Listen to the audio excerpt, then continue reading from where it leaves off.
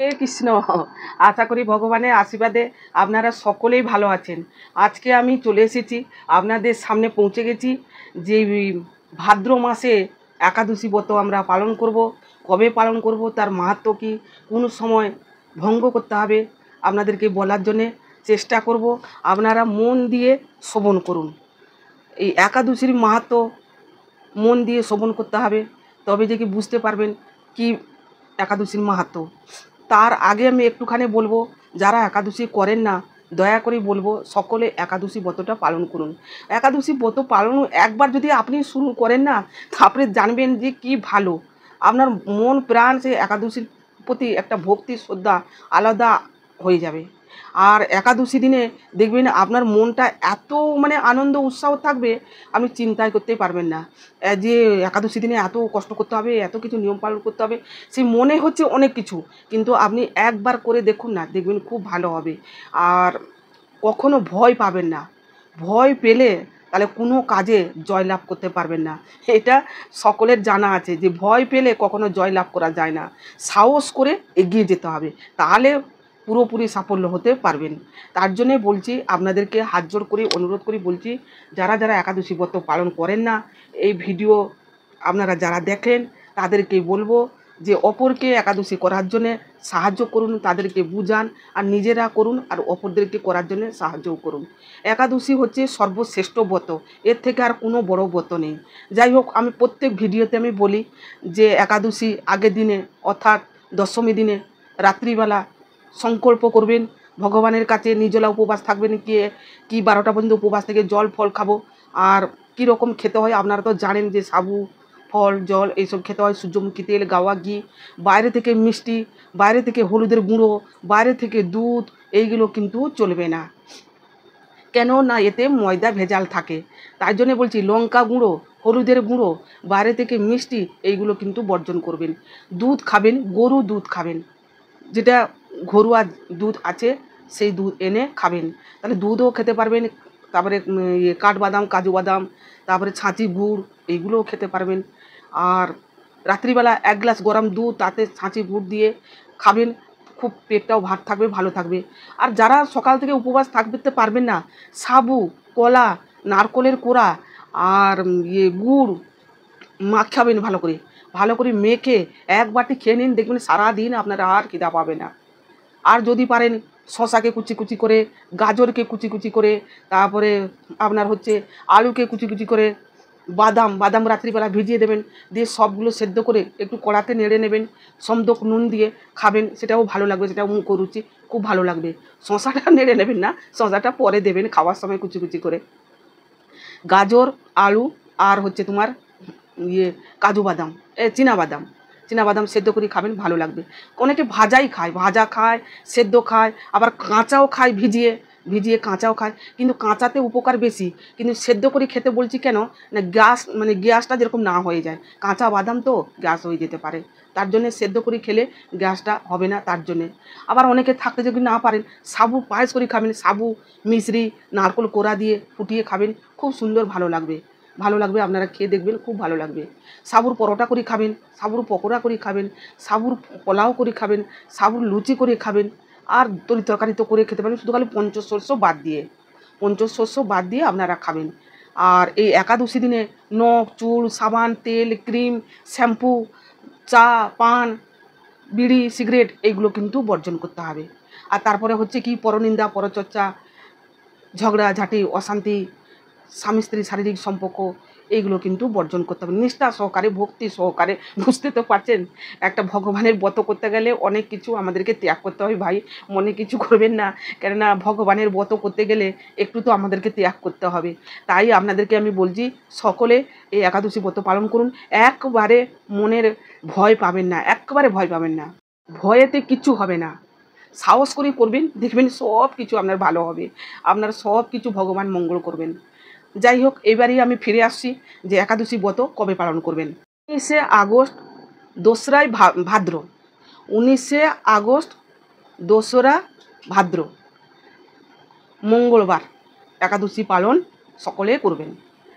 আর একাদশী ভঙ্গ করবেন কবে না, 20শে আগস্ট, 3রা ভাদ্র, বুধবার 5টা 14 থেকে 9টা 31-এর মধ্যে একাদশী ভঙ্গ করবেন, অর্থাৎ দ্বাদশী দিনে বুধবার একাদশী ভঙ্গ করবেন। মনে থাকবে আপনারা সকলে এই টাইমের মধ্যে একাদশী ভঙ্গ করবেন, কেননা যথা সময় মতন ভঙ্গ না করলে সেটা কিন্তু অসুবিধা হয়। তার জন্য বলবো যথা সময় মতন একাদশী ভঙ্গ করবেন। যারা পারবেন ভোরবেলা উঠে স্নান করে ভগবানকে সেবা দিয়ে পঞ্চশস্য দিয়ে করবেন, নাহলে ভগবানের প্রসাদ দিয়ে একাদশী ভঙ্গ করবেন, নাহলে জগন্নাথের প্রসাদ নির্মাল্য একটু মস্তকে ঠেকিয়ে। কিন্তু হ্যাঁ, তার আগে একাদশী ভঙ্গ করার আগে ভগবানের কাছে হাত জোড় করে দাঁড়িয়ে বলবেন, হে ভগবান শ্রীকৃষ্ণ, গতকাল আমি একাদশী ব্রত পালন করেছিলাম, ঠিকঠাকভাবে পালন করতে পেরেছি কিনা জানিনি, আমার সর্ব অপরাধ ক্ষমা করো।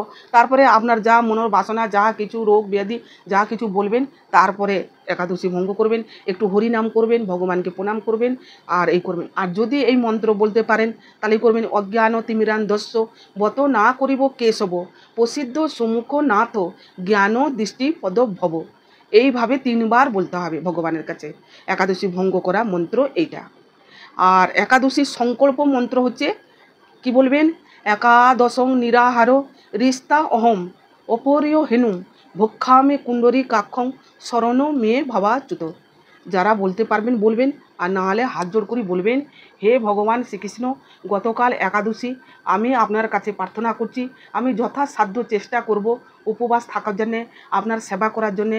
আপনি আমাকে কৃপা করুন, আমার প্রতি প্রসন্ন হন, আমার শরীরে অবস্থান করুন, আমি এরকম ভালোভাবে আপনার ব্রত পালন করতে পারি, কি তোমার ব্রত পালন করতে পারি। যে যেরকমভাবে বলবেন। আর শোয়ার আগে দন্ত মার্জন করে নেবেন, কাঠি দিয়ে পরিষ্কার করবেন, পূর্ব দিকে মুখ করে, আর দেওয়ালে ঠাকুরের ছবি রাখবেন, ভগবানকে প্রণাম করবেন, আর কি করবেন, একটু ভগবানের নাম করে শোবেন। সকালবেলা উঠে 3বার মুখটা মুছে নিয়ে ভগবানকে দর্শন করে প্রণাম করবেন, তারপরে একটু ভগবানের নাম করবেন, বাঁ পাটা ভূমিতে ফেলবেন, ধৈত্রীতে বাঁ পা ফেলবেন, মেয়েরা, ছেলেরা যদি হন তাহলে ডাঁ পা ফেলবেন, ঠিক আছে। এরপর আমি মাহাত্ম্য শুরু করছি, আপনারা মন দিয়ে শুরু করুন। যুধিষ্ঠির মহারাজ জিজ্ঞাসা করলেন, হে প্রভু কৃষ্ণ, এই ভাদ্র মাসে একাদশীর নাম কি আর তার মাহাত্ম্য কি? আমি শোনার জন্যে খুবই আগ্রহ, আপনি দয়া করে আমায় বলুন। ভগবান শ্রীকৃষ্ণ বললেন, হে রাজন, এই একাদশী সবিস্তারে আমি বন্দনা করছি, আপনি মন দিয়ে শ্রবণ করুন। ভাদ্র মাসে কৃষ্ণপক্ষে জগতে অনদা একাদশী নামে বিখ্যাত। এই তিথি সর্বপাপ বিনাশকারী। যিনি শ্রীহরি অর্চনা করে, এই ব্রত পালন করে, শ্রীহরি মানে ভগবান শ্রীকৃষ্ণ, একাদশী দিনে অর্চনা মানে ভগবানের সেবা করা, তিনি সর্বপাপ মুক্তি হয়ে, এমনকি এই ব্রত শ্রবণ করলে রাশি পাপ বিনাশ হয়। এই ব্রত সম্বন্ধে পৌরাণিক ইতিহাস কাহিনী ব্রহ্মবৈবর্ত পুরাণে লিপিবদ্ধ হয়ে আছে। ভগবান শ্রীকৃষ্ণ বললেন, হে রাজন, আমি এক পৌরাণিক কাহিনী বলছি, আপনি মন দিয়ে শুনুন। তা সেই কাহিনীটা শুরু করছেন, আপনারা মন দিয়ে শ্রবণ করুন। প্রাচীনকালে হরিশ্চন্দ্র নামে একটা প্রতিজ্ঞ পুরাণ ছিলেন, চক্রবর্তী রাজা ছিলেন। আপনারা জানেন যে রাজা হরিশ্চন্দ্র, আপনারা গল্প শুনেছেন বা সিনেমা দেখেছেন বা বইতে দেখেছেন যে রাজা ছিলেন দানি হরিশ্চন্দ্র। তাহলে উনি ছিলেন প্রতিজ্ঞ, যেটা প্রতিজ্ঞা করতেন সেটাই করতেন, সেই কাজটাই করতেন, আর ধর্মপরাণ ছিলেন। তাই তার কি অবস্থা হলো সেই মাহাত্ম্যটা আপনারা শুনুন, কি হলো পরিস্থিতি। পূর্বে কর্মফলের প্রতিজ্ঞা সততা রাখায় রাজ্যভ্রষ্ট হলেন। অবস্থা এমন হলো, নিজের স্ত্রী, পুত্র এবং নিজেও বিক্রি হয়ে গেলেন। এমনই দশা হলো রাজার যে বাধ্য হয়ে নিজেকেও বিক্রি হয়ে যেতে হলো। তাহলে ভাবুন, ওর নাম হচ্ছে দানি হরিশ্চন্দ্র, তার কি অবস্থা হলো। কিন্তু তার এই কর্মে নয়, এই জন্মে নয়, তার পূর্ব জন্মের কর্মফলের। এরপর ভগবান বলছেন, হে রাজন, রাজা লাস্টে চণ্ডালের কাজ করতে শুরু করলেন। এই পুণ্যবান রাজা চণ্ডালের কাজ করলেন। তো প্রতিজ্ঞা অনুযায়ী এই শ্মশানে কর নিতেন। আর মৃত্যু দেহর যে বস্ত্র রাজা ধারণ করতেন, মানে এমনই পরিস্থিতি হলো শ্মশানের কর নিয়ে আর মৃত্যুর দেহর যে বস্ত্র ওইগুলো নিয়ে ওনার জীবনযাপন কাটত। এরকম করতে করতে বহু বছর কেটে গেল। দুঃখ সাগরে চিন্তাগ্রস্ত হলেন। কি করবেন, কোথায় যাবেন, কার কাছে যাব, কে বলবে, কতদিন এইরকম আমার জীবনে দুঃখ থাকবে, এরকম চিন্তা করতে করতে রাজা ক্লান্ত হয়ে পড়লেন। রাজা মননে ভাবছেন যে কী কারণে এই সব আমার দুঃখ হলো। কর্মে দৈব চক্রে গৌতম ঋষি সঙ্গে দর্শন হলো। গৌতম ঋষি রাজার কাছে এসেছিলেন, তার সঙ্গে দর্শন হলো। তা হরিশ্চন্দ্র রাজা দেখে গৌতম ঋষিকে প্রণাম করলেন আর নিজের সমস্ত দুঃখের কষ্টের কথা সব কিছু মুনিবরকে বললেন। মুনিবর শুনে মর্মান্ত হয়ে গেলেন, অবাক হয়ে গেলেন যে এত রাজা কষ্ট পাচ্ছে একজন রাজা হয়ে। তাই গৌতম ঋষি বললেন, হে রাজন, আপনি এই ব্রত পালন করুন। ভাদ্র মাসে কৃষ্ণপক্ষে এই জগতে অন্নদা একাদশী নামে বিখ্যাত। আসছে 7 দিন পর অন্নদা একাদশী আবির্ভূত হবে। আপনি সেই ব্রত পালন করুন, নিশ্চয় আবার সব কিছু ফিরে পাবেন। তা গৌতম ঋষি এই কথা বলে উনি চলে গেলেন। হরিশ্চন্দ্র রাজা ঋষির কথার মতন উনি ব্রত পালন করলেন। এই ব্রত পালন করা প্রভাবে উনি আবার রাজ্য ফিরে পেলেন। মুনিবরের কথা শুনে রাজা এই ব্রত পালন করেছিলেন, আর ওই ব্রতর প্রভাবে সমস্ত পাপ নষ্ট হলো, তার নষ্ট বিনাশ হলো। ভগবান শ্রীকৃষ্ণ বললেন, হে মহারাজ, এই ব্রত প্রভাবে শ্রবণ করলে যথাবিধি এই ব্রত পালনের ভাগ্যের অবসান হবে। তো প্রভাবে ভাগ্যর অবসান হবে, 2 বছর ধরে হবে। তো প্রভাবে রাজার দুঃখ সমাপ্ত হলো। পুনরায় স্ত্রীকে ফিরে পেলেন। মৃত্যুপুত্র জীবিত হলো। মৃত্যুপুত্র কেন? ও একজন মালির ঘরে ছিল, ফুল তুলতে গিয়ে বাগানে তাকে সাপ কেটেছিল। সেই মৃত্যুপুত্র জীবিত হয়ে উঠল। আর রাজা স্ত্রী শৈবা, উনিও লোকের বাড়িতে দাসী ছিলেন, ওনাকেও ফিরে পেলেন, স্ত্রীকেও ফিরে পেলেন, পুত্রকেও ফিরে পেলেন। আর স্বর্গ থেকে দেবতাগণ পুষ্পবৃষ্টি করলেন। ও শেষে নিষ্কণ্ঠ রাজ্য রাজা ফেরত পেলেন। কিছু বছর পর আত্মীয় স্বজন নগরবাসী সহ নিয়ে আর উনি স্বর্গে গমন করলেন। এই ব্রতর মাহাত্ম্য নিষ্ঠা সহকারে শ্রবণ করলে বা পাঠ করলে অশ্বমেধ যজ্ঞের ফল লাভ হয়। যে মানুষ নিষ্ঠা সহকারে ব্রত পালন করেন তিনি শ্রী হরি চরণে ভক্তি লাভ করে। তাহলে আমাদেরও তো ভক্তি লাভ দরকার।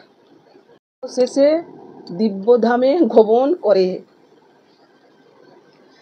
বুঝতে পেরেছেন? আমরা দিব্যধামে ফিরে যেতে চাই, আমরা স্বর্গে ফিরে যেতে চাই না। কেননা স্বর্গে গেলে আবার ফিরে আসতে হবে, আর দিব্যধামে গেলে আর ফিরে আসতে হবে না। তাহলে আপনারা সকলে চান তো যে আমরা দিব্যধামে ফিরে যাই আর শ্রীহরি চরণে সেবা করুন, তাহলে আমাদের ভক্তি লাভ হবে, মুক্তি লাভ হবে। জয় শ্রীকৃষ্ণ চৈতন্য প্রভু নিত্যানন্দ, শ্রী অদ্বৈত গদাধর শিবাসাদি গৌর ভক্তবৃন্দ, হরি বল। এখানেই শেষ করছি। পরে ভিডিওতে আবার দেখা হবে। ততক্ষণ আপনারা ভালো থাকুন, সুস্থ থাকুন, ভগবান আপনাদের মঙ্গল করুন। আর আপনারা ভিডিও নিজেরাও দেখবেন আর অপরকে দেখার জন্যে সাহায্য করবেন, শেয়ার করবেন। আর নতুন বন্ধু যদি কেউ হয়ে থাকেন, নতুন নতুন ভিডিও পাওয়ার জন্যে, সুযোগ পাওয়ার জন্যে সাবস্ক্রাইবটা করবেন। আপনার কাছে ভিডিও অনায়াসে পৌঁছে যাবে। আর এইখানে শেষ করছি। নমস্কার, হরে কৃষ্ণ।